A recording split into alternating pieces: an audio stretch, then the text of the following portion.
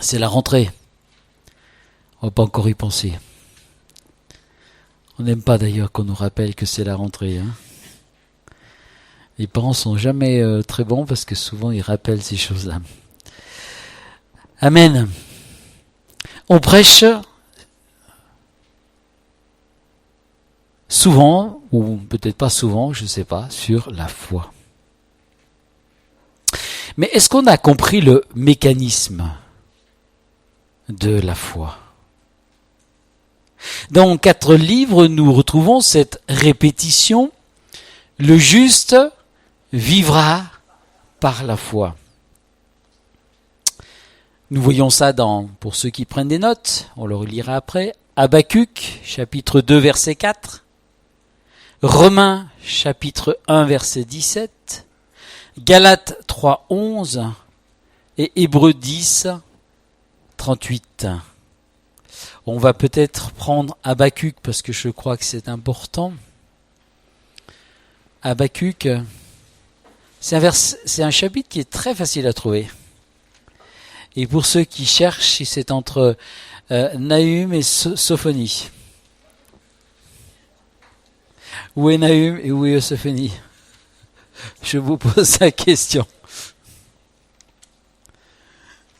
Bon, de temps en temps, vous cherchez. Il y a des petits livres comme ça qui sont bien cachés et qui sont jamais faciles à trouver. Mais je pense que vous l'avez trouvé. Alors, il est dit Habakkuk 2.4.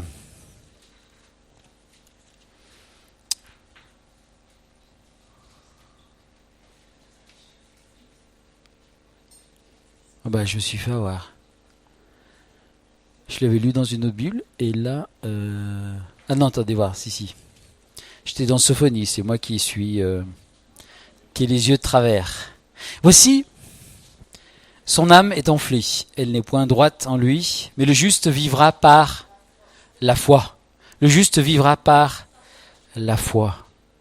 Vous savez, ce texte, un jour où Jésus avertit, il dira, quand il revient, trouvera-t-il là sur la terre, la foi sur la terre? Si Dieu prend le soin de répéter cette affirmation, c'est que celle-ci a toute son importance.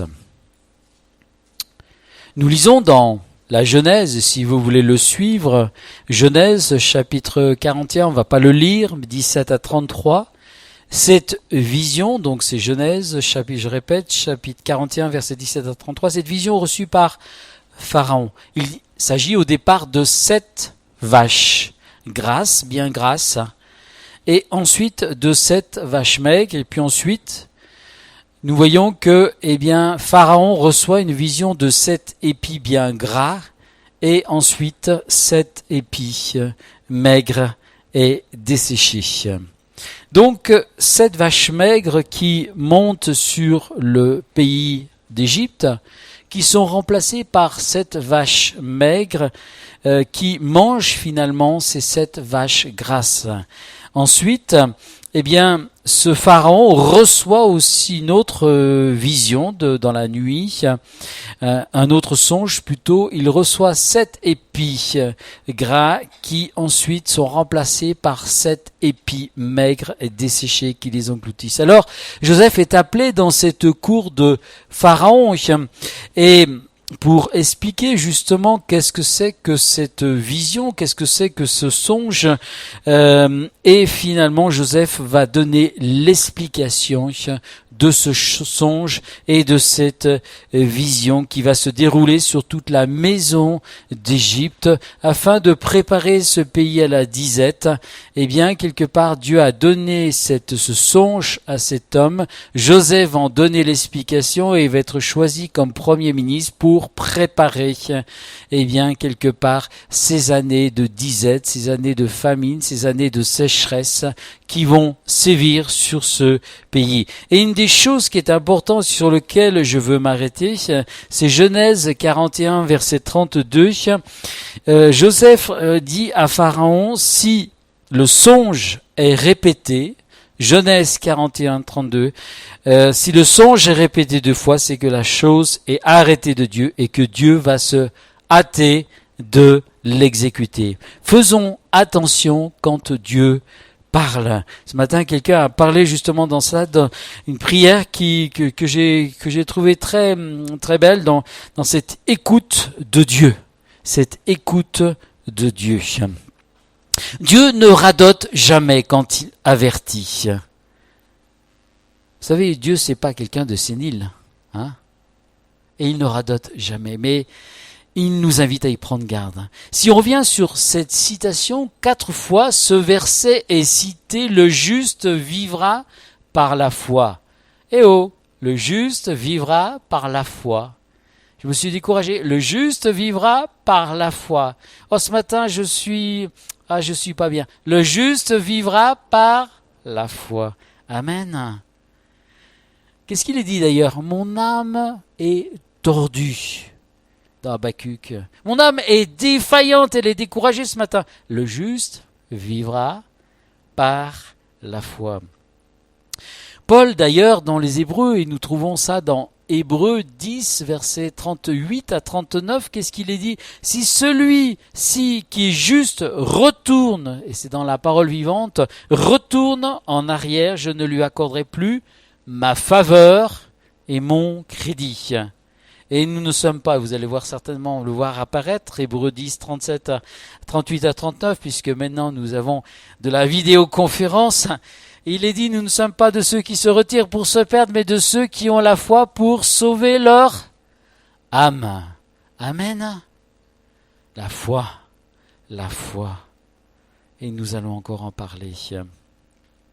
Nous qui sommes nés de nouveau, nous avons été justifiés aux yeux de Dieu par sa justice et par le sang versé de son Fils sur la croix du Calvaire. Hébreux 11.6, il est dit, sans la foi, il est impossible de lui être agréable. L'aliment que Dieu aime, la chose que Dieu aime voir sur ton cœur, sur ta vie, c'est la foi. Amen. Est-ce que vous voulez lui être agréable ce matin? Grandissez dans la foi. Nous allons prendre un petit temps de prière après pour prier pour les besoins, pour les uns, pour les autres et pour rentrer dans la foi. Vous voulez gagner des victoires dans vos vies et ne plus être défaitistes, proclamez et élevez votre foi. Amen. Est-ce que ton bras va mieux, ma sœur? Amen. Nous avons prié vendredi, elle avait un bras énorme et ce bras, va mieux. Béni soit Dieu. Proclamez, élevez votre foi. C'est la foi qui conditionne toute ma vie spirituelle et ma vie privée, que ce soit le travail, la famille, les relations. Si je me maintiens dans la foi, alors le dynamisme et l'enthousiasme seront présents dans la vie. Jérôme a parlé avec justesse dimanche dernier, je fais cette petite parenthèse, c'est vrai qu'on ne parle plus du monde dans l'église, on ne sait plus ce que c'est que le monde. Mais on est tellement, et je crois qu'il l'avait dit aussi, il l'avait en tout cas souligné, nous sommes tellement influencés par l'esprit du monde.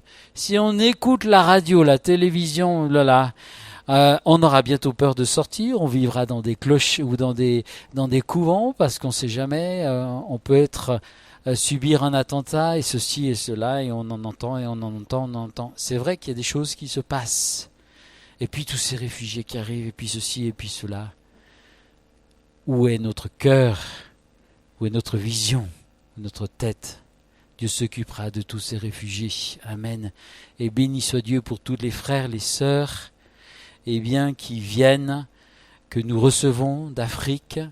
Nous avons reçu un couple qui est encore en attente de papier, un couple russe, et c'est pas facile pour eux. Moi, je pose la question. Bon, c'est vrai, je fais un peu de diversion ce matin, mais ça m'énerve un peu. On nous parle de 100 000 réfugiés qui attendent, et nous avons un couple, ça fait 4-5 ans, qui attend des papiers alors qu'il a du travail, que les patrons lui trouvent du travail. Et il ne peut pas travailler. Je ferme la parenthèse. Le juste vivra par La foi. Nos hommes politiques ont besoin peut-être de revoir certaines choses. Le juste vivra par la foi.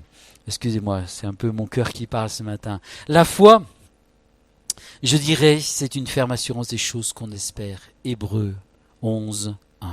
Une démonstration de celle qu'on ne voit pas. La foi est la substance des choses que l'on espère et l'évidence des choses que l'on ne voit pas. Les mots-clés dans ce domaine sur lequel je voudrais appuyer, c'est substance et évidence. La foi est la substance de toute chose. Une substance est quelque chose qui me nourrit. J'ai besoin de calories si je veux me mouvoir, si je veux travailler, si je veux vivre, et pour mon corps. Et la substance qui va nourrir ma vie spirituelle, au travers de bien sûr, cette communion avec Dieu, c'est la foi. Si j'ai la foi, j'ai les œuvres. Si j'ai la foi, j'ai l'envie de faire des choses. Si j'ai la foi, j'ai envie de parler aux autres. J'ai de l'enthousiasme, je suis encouragé. Parce que je suis en communion avec Dieu, je reçois cette foi. Et c'est cette foi qui me transporte pour faire l'œuvre et l'accomplir, l'œuvre de Dieu dans ma vie. Amen. Cette foi, elle m'est communiquée par l'Esprit au travers de cette communion avec Dieu. C'est une substance. La foi, quelque part, la substance de ta paix, de ta joie. Dans l'évangile de Jean, chapitre 1, verset 3, il est écrit que Dieu a fait toutes choses par la parole qui a été activée par la foi. Dieu a créé quelque chose de visible et de solide avec quelque chose d'invisible et de spirituel. Il a dit, et les choses se sont faites. Amen. Dans le livre de la Genèse, nous voyons que 9 fois Dieu dit et il crée. À chaque parole prononcée, il y a une chose qui est créée. Et les mots sont des véhicules. Ils sont des conteneurs spirituels. Dieu a créé toutes ces choses par la matière foi. C'est la substance, la foi, la foi. La deuxième, c'est que la foi, elle prend sa source dans la parole de Dieu. Si nous lisons dans Jean 1, chapitre 1, nous voyons que la parole était au commencement.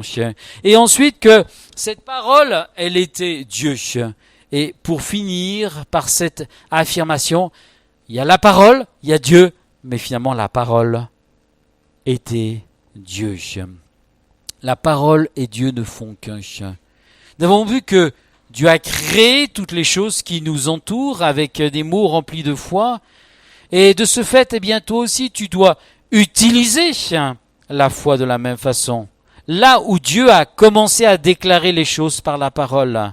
Et c'est pour cela que prier et proclamer sans connaître la parole est quelque chose dangereux. Je pense là à quelque part la pensée un peu positive et on peut dévier. Il faut connaître la parole. Il faut connaître la parole, il faut la confesser, il faut que cette parole nous soit révélée. Il faut ensuite la proclamer avec foi et elle aura son autorité. Je entendais le témoignage, peut-être là moi je radote par contre, mais je l'ai peut-être déjà dit, c'était pendant la guerre du Japon, c'était une guerre avec les Américains, c'était une guerre pas qui était difficile, c'était un témoignage. Et un homme qui était un colonel qui était un authentique chrétien, eh bien tous les matins au lever du drapeau, il faisait lire le psaume 91 comme une proclamation. Et il n'a déploré aucune victime. Il y a eu des blessés, mais il n'a déploré aucune victime, un témoignage qui est authentique et véritable. Bon, les guerres sont les guerres, je passe là-dessus, mais si vous voulez la puissance de la foi en action, et nous avons bien sûr beaucoup d'autres témoignages. Amen. Amen. On peut dévier, nous connaissons sa parole, il faut la confesser. Parfois, nous n'obtenons pas de réponse parce que nous ne connaissons pas la parole de Dieu pour vous, ni la volonté de Dieu pour notre vie. Certains affirment, Dieu veut me guérir, ok. Mais comment il va te guérir si ta référence n'est pas la parole de Dieu? Quel est le verset sur lequel tu peux t'appuyer pour commencer à prier et à croire jusqu'à l'accomplissement? À être déterminé jusqu'à l'accomplissement. Amen. être des hommes, des femmes qui persévèrent dans la foi. Et le mot persévérer, ça veut dire percez et vous verrez. Les promesses de Dieu sont comme de la farine. Et il faut, c'est vrai que le levain est souvent comparé au péché, mais il faut, je dirais, des fois le levain de la foi, ce processus qui va faire grossir mon niveau de foi jusqu'à ce que, l'accomplissement se fasse. La troisième idée que je donnerais, c'est une foi qui parle et qui confesse. Ce sont des choses toutes simples ce matin que je vous donne, mais je crois que des fois c'est important d'y revenir et de se renouveler dans cela et vraiment de dire mais où en est ma foi ce matin? Oh, je connais plein de choses, je lis peut-être plein de livres, ma tête est remplie de ces choses-là, mais où en est mon cœur dans cette attitude de foi et de réponse à la prière? Amen. Romains chapitre 10 verset 10. Il est dit, c'est en croyant du cœur que l'on parvient à la justice et en confessant de sa bouche que l'on parvient au salut. Il y a une proclamation et une déclaration. Beaucoup de puissance s'échappe par la bouche.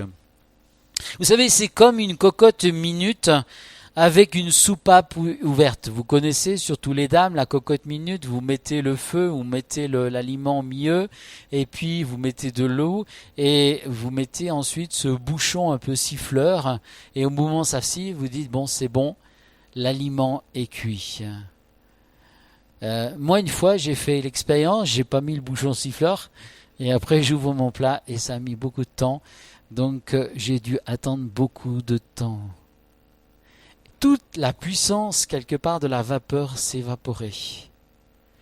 Et ce plat, mettait du temps à cuire. Et je crois que c'est la même chose, on va perdre de l'énergie parce que cette vapeur d'eau est gaspillée au lieu d'être utilisée à bon escient. Alors mets ce bouchon siffleur. Et quand ça commence à fumer, tu peux dire, ça y est, c'est bon.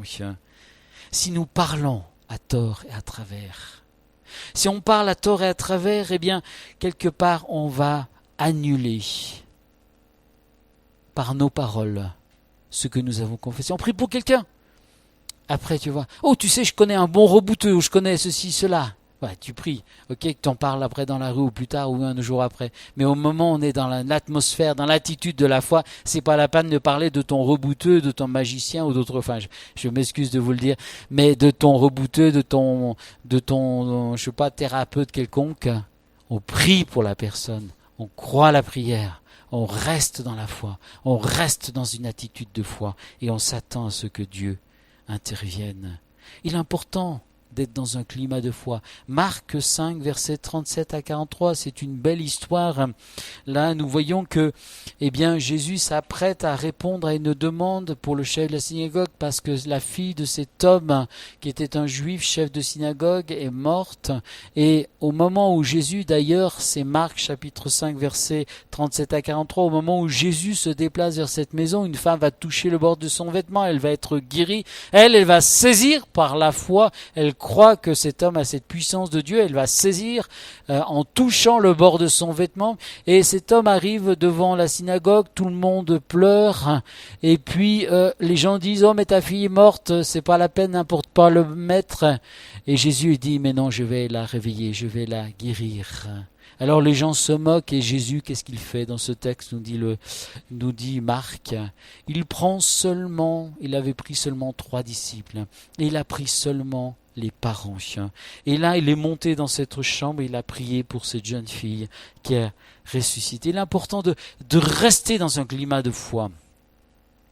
Bien sûr, cela ne nous empêche pas de discerner, d'être clairvoyants, mais notre attitude doit être une attitude de foi et d'attente, même si l'issue est fatale. Le mot, je dirais confession, c'est le mot en grec qui veut dire homologeo,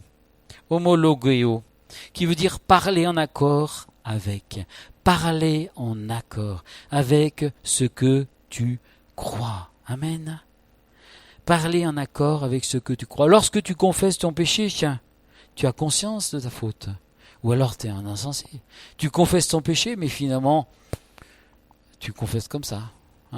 comme tu vas peut-être, comme j'allais quand j'étais à l'église catholique et qu'on devait aller se confesser, je dis qu'est-ce qu'il fallait que je trouve comme péché pour aller me confesser.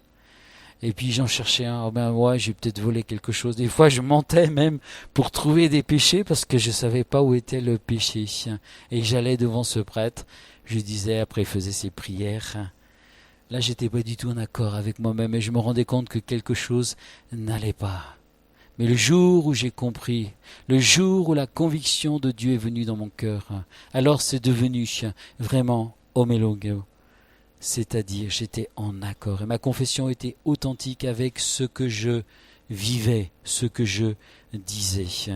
Et cela est important, d'être authentique. Nos paroles ont un pouvoir sur nos vies.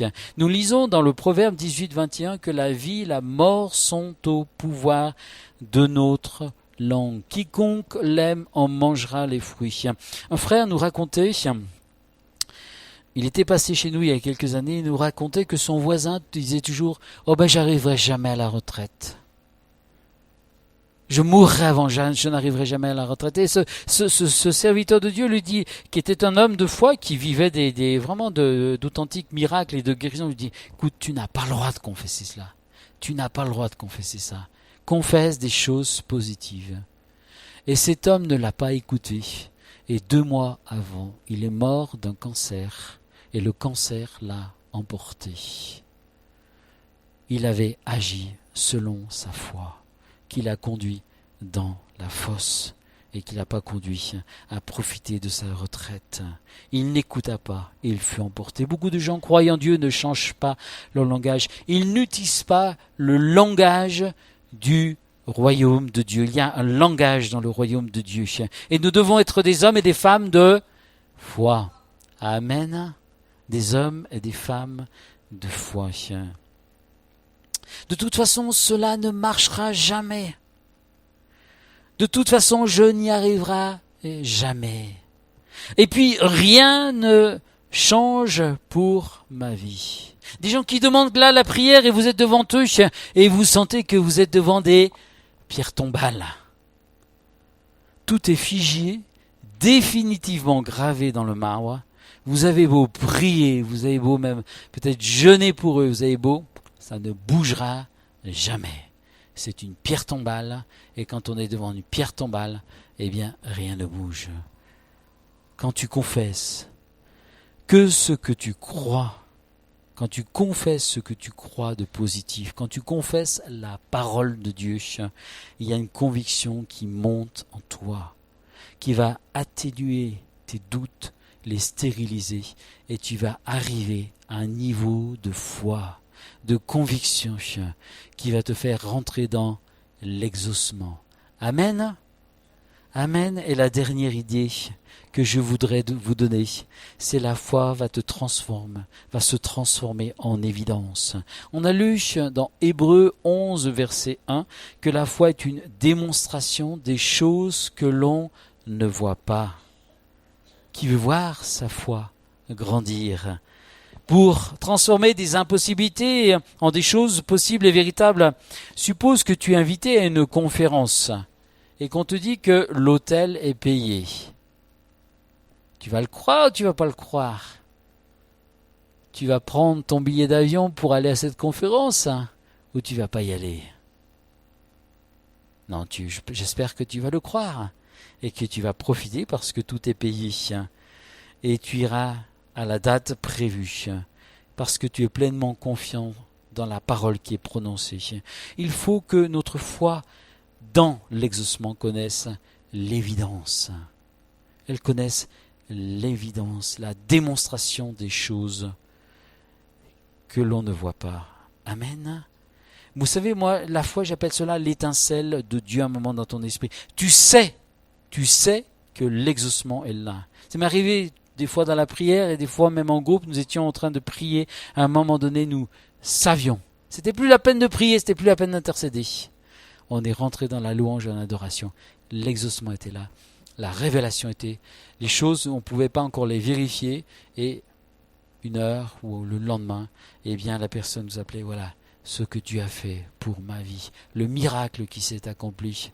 Et je vous parle de quelqu'un qui aurait pu mourir d'une embolie graisseuse et qui, a été guéri. Et nous avons mis simplement notre foi à 3. Nous avons reçu dans ce groupe de prière, nous avions tous eu la conviction à l'époque. Et Dieu intervenait, ses poumons étaient complètement libérés à l'instant. Il aurait pu finir dans un service de réanimation. 15 jours plus tard, un jeune homme a fini justement, tristement, dans un service de réanimation à cause du même problème. La puissance de la foi. La puissance de la foi. Moi j'appelle ça l'étincelle de Dieu. Alors l'exaucement sera manifesté. Jésus a dit devant la tombe de Lazare, Jean 11, 42, « Pour moi je savais que tu m'exauces toujours, mais j'ai parlé à cause de cette foule qui est là autour de moi, qui m'entoure, afin qu'ils croient que c'est toi qui m'as envoyé. » Et il a crié à ce moment-là, d'une voix forte, « Lazare, sors !» Et le mort sortit. L'exaucement était là, la démonstration des choses qu'on ne voit pas. Est-ce qu'on veut rentrer dans cette démonstration des choses qu'on ne voit pas? Et je voulais prendre encore un texte qui m'est venu ce matin, un texte qui se trouve pour finir dans 1 Jean 5 et nous allons le lire ensemble. 1 Jean 5, 3, versets 3 à 5, à 3 à 4 plutôt. 1 Jean chapitre 5, verset 3. Et ces commandements ne sont pas pénibles parce que tout ce qui est né de Dieu triomphe du monde. Et la victoire qui triomphe du monde, c'est notre foi. C'est notre foi. Des hommes, des femmes de foi. Soyons une génération d'hommes et de femmes de foi. Les choses ne seront pas faciles, elles seront de moins en moins faciles, mais nous voulons être des hommes et des femmes de foi. Amen. La foi est une ferme assurance des choses qu'on espère. La foi prend sa source dans la parole de Dieu. C'est une foi qui parle et qui confesse. Et c'est une foi qui va se transformer en évidence, en démonstration des choses que l'on ne voit pas. Amen. Je voudrais qu'on prie maintenant. Que l'on prie quelques minutes. Nous avons un petit peu de temps. Je sais, il fait chaud. S'il y a des besoins, que les personnes puissent s'avancer, nous prierons avec vous. On priera même les uns pour les autres. Amen. Est-ce qu'on veut faire des expériences de foi? Est-ce qu'on veut que notre foi grandisse? Amen. Pas des simples prières comme ça à la volée, comme ça. Ah Seigneur, je te prie pour mon voisin, pour que... Non, des expériences authentiques de foi où Dieu répond, on s'attend à la prière, on s'attend à l'exaucement, on s'attend à la réponse de Dieu. Amen. On va prier ensemble. Seigneur, merci pour ces moments, merci pour ces instants, merci pour ta parole, merci pour ta grâce dans notre vie. Tu nous dis dans ta parole, Seigneur, que le juste vivra par la foi. Et nous voulons être des hommes, des femmes de foi. Renouvelle-nous ce matin dans la foi. Rafraîchis-nous dans la foi, Seigneur. Tu nous dis aussi, Seigneur, que la victoire qui triomphe du monde, c'est notre foi. Oh Seigneur, vraiment Seigneur, nous sommes là devant toi, nous savons Seigneur, Seigneur, que même si notre foi est comme à l'état d'un grain de sénévé, Seigneur, cette foi elle peut faire des miracles et des prodiges, Seigneur. Nous ne sommes pas de ceux qui regardent à notre verre à moitié plein, mais nous voulons regarder déjà la semence que tu as versée dans nos cœurs, Seigneur. Merci pour la foi que tu nous as donnée. Merci pour ce verre qui est encore peut-être qu'à moitié plein, Seigneur. Mais Seigneur, je te bénis parce que tu vas faire de nous des hommes et des femmes de foi. Et l'eau dans ce verre va monter. Amen. L'eau dans ce verre va monter. Amen. S'il y en a qui veulent prier, s'il y a des besoins, avancez-vous. Priez simplement devant Dieu. Apportez, dites Seigneur, je t'apporte. Peut-être je t'apporte ce besoin dans ma vie. Peut-être que, eh bien, vous voulez encore peut-être pas l'exprimer devant tout le monde, mais eh bien que ce matin on puisse dire Seigneur, je t'apporte ce besoin. Tu vois, je ne vois aucun exaucement, mais je veux continuer à persévérer, je veux continuer à prier, je veux continuer à croire que tu es capable de changer les choses, à croire que, eh bien, je peux voir une victoire venir dans ma vie. Amen, amen. Est-ce qu'on peut encore prier? Amen. Si plusieurs veulent s'exprimer, s'il y a des besoins, n'hésitez pas. Amen. Oh, gloire à ton nom, alléluia, amen, amen, amen, amen, amen, amen.